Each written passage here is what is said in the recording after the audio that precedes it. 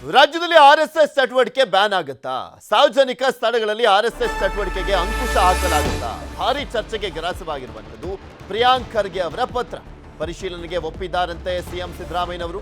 ಕಾಂಗ್ರೆಸ್ ವಿರುದ್ಧ ಸಿಡಿದೆದ್ದಿರುವ BJP leaders ಆರ್ಎಸ್ಎಸ್ಗೆ ಅಂಕುಶ ಹಾಕಿದ್ರೆ ಉಗ್ರ ಹೋರಾಟದ ಎಚ್ಚರಿಕೆಯನ್ನ ಕೊಟ್ಟಿದ್ದಾರೆ. ಬಿಜೆಪಿ ಕೋರ್ ಕಮಿಟಿಯಲ್ಲಿ ವಿಶೇಷ ಸಮಿತಿ ರಚನೆಯನ್ನ ಮಾಡಲಾಗಿದೆ. ಆರ್ಎಸ್ಎಸ್ ವಿಚಾರದಲ್ಲಿ ಸರ್ಕಾರದ ನಡೆ ಮೇಲೆ ನಿಗಾವನ್ನ ವಹಿಸಲಾಗಿದೆ.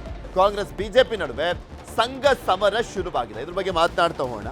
ಇಲ್ಲಿ ಆರ್ಎಸ್ಎಸ್ಗೆ ಅಂಕುಶ ಅಥವಾ ಬ್ಯಾನ್ ಅನ್ನುವಂಥ ವಿಚಾರ ಒಂದು ರಾಜ್ಯಕ್ಕೆ ಸೀಮಿತ ಆಗುವಂಥದ್ದಲ್ಲ. ಆ ರೀತಿಯಾಗಿ ಅಕಸ್ಮಾತ್ ನಿರ್ಧಾರವನ್ನ ಕೈಗೊಂಡಿದ್ದೇ ಆದ್ರೆ ಅದು ಬೇರೆ ಬೇರೆ ರಾಜ್ಯಗಳಲ್ಲಿ ಹೇಗೆ ಎಫೆಕ್ಟ್ ಆಗುತ್ತೆ ಅನ್ನುವಂಥದ್ದು ಕೂಡ ಯೋಚನೆ ಮಾಡ್ತಾರೆ.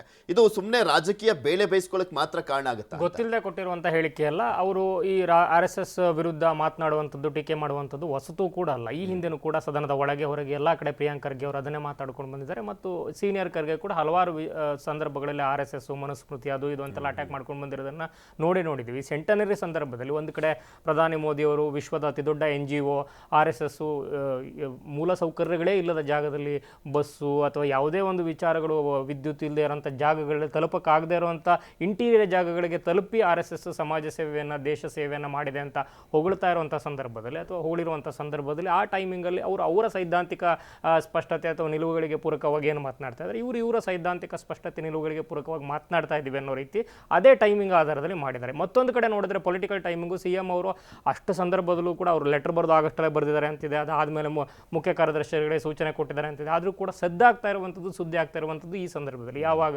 ಟೈಮಿಂಗ್ ಯಾಕೆ ಇಂಪಾರ್ಟೆಂಟ್ ಆಗುತ್ತೆ? ನವೆಂಬರ್ ರೆವಲ್ಯೂಷನ್ನು, ನವೆಂಬರ್ ಕ್ರಾಂತಿ, ಸಂಪುಟ ಪುನಾರಚನೆ, ಕಾಂಗ್ರೆಸ್ ಒಳಗೆ ಅಂತಕಲಹ, ಬಣ ಬಡಿದಾಟಗಳು ಇಂಥದ್ದೆಲ್ಲ ನಡೀತಾ ಇರುವಂಥ ಸಂದರ್ಭದಲ್ಲಿ ರಾಜ್ಯ ರಾಜಕಾರಣದಲ್ಲಿ ಎಲ್ಲೋ ಒಂದು ಕಡೆ ಅಟೆನ್ಷನ್ ಡೈವರ್ಷನ್ ಕಾಣಿಸ್ತಿದೆಯಾ, ಟ್ಯಾಕ್ಟಿಕ್ಸು ಅನ್ನೋ ರೀತಿ ಮೇಲ್ನೋಟಕ್ಕೆ ಕಾಣೋ ರೀತಿ ಸಡನ್ ಆಗಿ ಸಂಘದ ವಿಚಾರ ಮುನ್ನೆಲೆಗೆ ಬಂದಿದೆ.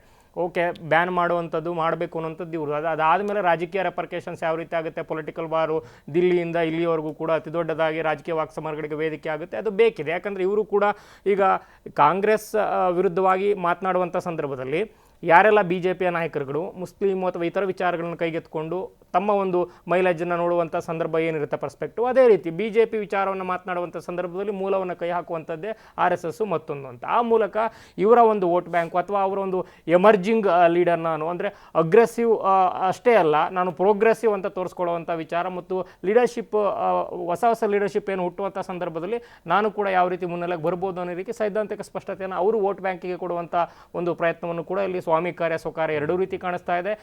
ಹೊಸದೇನಲ್ಲ, ಸಂಪ್ರದಾಯ ಅವರು ವಿರುದ್ಧವಾಗಿ RSS ವಿರುದ್ಧ ಮಾತನಾಡುವಂಥದ್ದು ಅಥವಾ ಖಂಡನೆ ಮಾಡುವಂಥದ್ದು ಹಳೆ ಸಂಪ್ರದಾಯವೇ. ಆದರೆ ಎಕ್ಸ್ಟೆಂಡೆಡ್ ವರ್ಷನ್ ಬ್ಯಾನ್ ಅನ್ನುವಂಥದ್ದು ಬಳಸೋದ್ರ ಮೂಲಕ ಅಂದರೆ ಸರ್ಕಾರಿ ಜಾಗಗಳಲ್ಲಿ ಸಾರ್ವಜನಿಕ ಸಭೆ ಸಮಾರಂಭಗಳು ಇಂಥ ವಿಚಾರಗಳು ಬೈಠಕ್ ಮಾಡೋದನ್ನು ಸರ್ಕಾರಿ ಅನುದಾನಿತ ಶಾಲೆಗಳು ಇಂಥದ್ದು ಮೈದಾನಗಳನ್ನು ಪರ್ಮಿಷನ್ ತಗೊಂಡು ಮಾಡ್ತಾ ಇದ್ರು. ಆದರೆ ಟೈಮಿಂಗ್ ಏನಿದೆ ಆ ಒಂದು ಟೈಮಿಂಗ್ ಕೊಡೋದನ್ನ ಮೂಲಕ ಸ್ವಾಮಿ ಕಾರ್ಯ ಸ್ವಕಾರ್ಯ ರೀತಿ ಸರ್ಕಾರದ ಅಥವಾ ಕಾಂಗ್ರೆಸ್ ಒಳಗಿನ ಅಗ್ಗಜಗ್ಗಾಟವನ್ನು ಕೂಡ ಪಕ್ಕಕ್ಕೆ ಎತ್ತಿಡುವಂಥ ಪ್ರಯತ್ನ ಇಲ್ಲಿ ಕಾಣಿಸ್ತಾ ಇದೆ.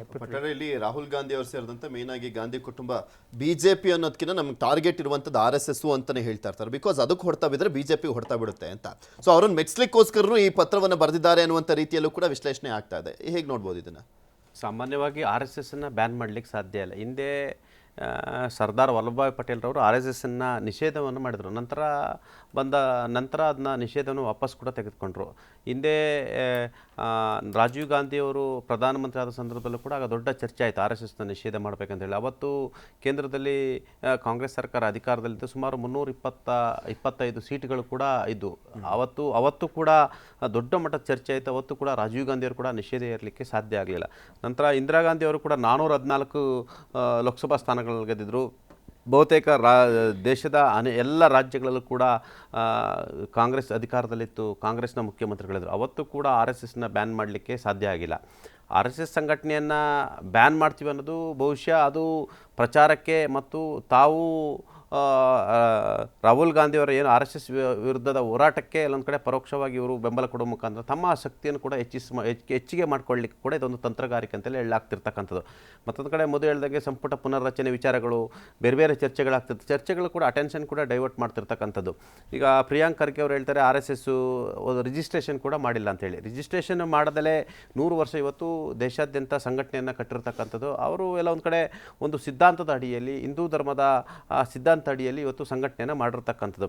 ಅದೇ ರೀತಿ ನಿಮಗೆ ಅಲ್ಪಸಂಖ್ಯಾತ ಅನೇಕ ಸಂಘಟನೆಗಳು ಕೂಡ ಇರ್ತಕ್ಕಂಥದ್ದು. ಹಾಗಂತ RSS ಸಂಘಟನೆ ದೇಶದಲ್ಲಿ ಭಯೋತ್ಪಾದನೆ ಮಾಡಿ ಅಂತ ಯಾರಿಗೂ ಕರೆ ಮಾಡಿಲ್ಲ. RSS ಸಂಘಟನೆ ಎಲ್ಲೋ ಬಾಂಬ್ ಹಾಕಿ ಅಂತೇಳಿ ಯಾರಿಗೂ ಕರೆಯನ್ನು ಕೊಟ್ಟಿಲ್ಲ. RSS ಸಂಘಟನೆಯವರು ನೇರವಾಗಿ ಕೋಮುದೊಳ್ಳೂರಿನ ಒತ್ತಿಸಿ, ದೇಶಾದ್ಯಂತ ಕೋಮುದೊಳ್ಳೂರಿನ ಒತ್ತಿಸಿ ಅಂತ ಹೇಳಿಲ್ಲ. RSS ಸಂಘಟನೆ ಪಾಕಿಸ್ತಾನಕ್ಕೆ ಪರವಾಗಿ ಯಾವತ್ತೂ ಮಾತಾಡಿಲ್ಲ.